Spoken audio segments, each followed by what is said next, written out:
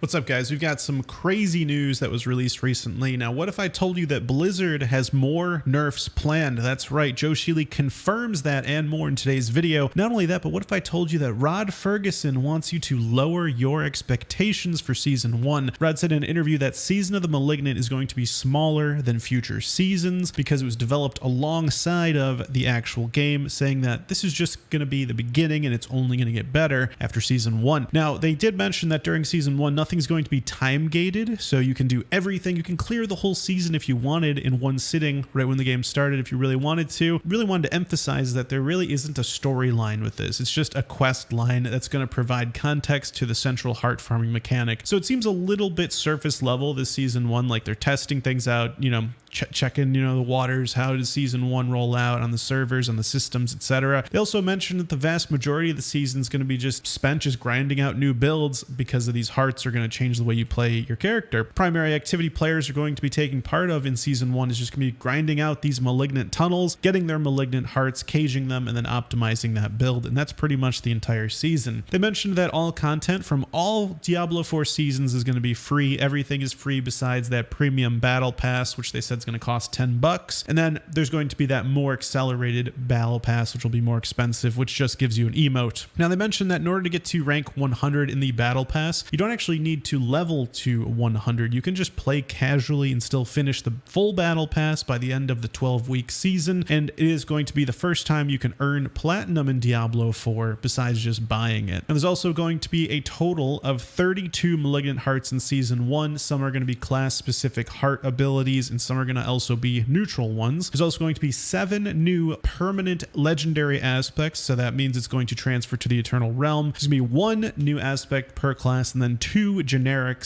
/ all class aspects, and a total of 6 new uniques, which are going to also be a mix of class specific and generic. Heart sockets are coming in Season 1, which means that's where you're going to put those malignant hearts into your gear. They're going to be different from gem sockets, and gem sockets are going to be able to coexist with these heart sockets. They can both be on an item except for jewelry, which will only have heart sockets in Season 1. Now, once the season ends, those are going to be converted into regular gem sockets in the Eternal Realm, so heart sockets are not going to progress to the Eternal Realm once the season ends. So it's kind of a limited time thing to take advantage of enjoying this season of the Malignant, because once it gets sent to the Eternal Realm, sounds like it's not going to be the same thing. Now, they did mention that there's going to be a new Nightmare Dungeon rotation this season and each season afterwards. Now, if you remember or you kind of notice, not all dungeons have a Nightmare version, right? There's way more dungeons than there are sigils you can get for them. And so the dungeons that can be turned into Nightmare Dungeons will switch with each season. So I'm excited to see the new rotation come Season 1. There's gonna be new tier lists, new best dungeon to farm, etc. The crazy news, though, however, is that nerfs are coming with Season 1. Joe Shirley said we can't just buff everything up to where the thing we want to nerf is. Sometimes you just need to nerf the one thing that is too strong. So that is actually sort of ambiguous. We don't know exactly what is getting nerfed, but we do know that something is getting nerfed. I mean, if you are playing like the best build for your class,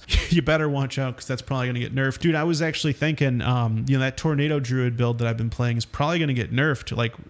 It's really good. It's probably too strong according to Blizzard, right? But yeah, apparently that's going to get nerfed, I'm thinking. Also, they mentioned that there's going to be 1 new uber unique coming this season, which is different than what was previously stated. They actually said there's no more coming. So uniques, if you're not familiar, those are like the Harlequin Crest, the Grandfather, the Melted Heart of Selig, things that are super, super rare that like nobody has found or almost nobody. Those are super uniques or uber uniques, and those are coming. There's gonna be 1 new one in Season of the Malignant. So when are we gonna find it? When are we gonna discover it? It's gonna take some time probably because of how rare it is. Now, along that topic, when Joe Shirley was asked about that super rare drop rate, he responded by saying that it's easy to make an item easy to find, but it's hard to make it more rare, harder to find. So they want to keep things how they are, because it's like once you make it easy to find, it's hard to bring it back. I don't know if you guys remember, though, they did accidentally make Harlequin Crests rain from the sky from Helltide chests, which they were able to fix pretty fast. Now, Joe Shirley said in the future, the paths to getting these super rare uniques are going to be easier. And I quote, "These items won't be as 1 in a million as they are now. Do not yell at me. me when this happens. So they are actually gonna make it easier to find them. We don't know what that's gonna look like.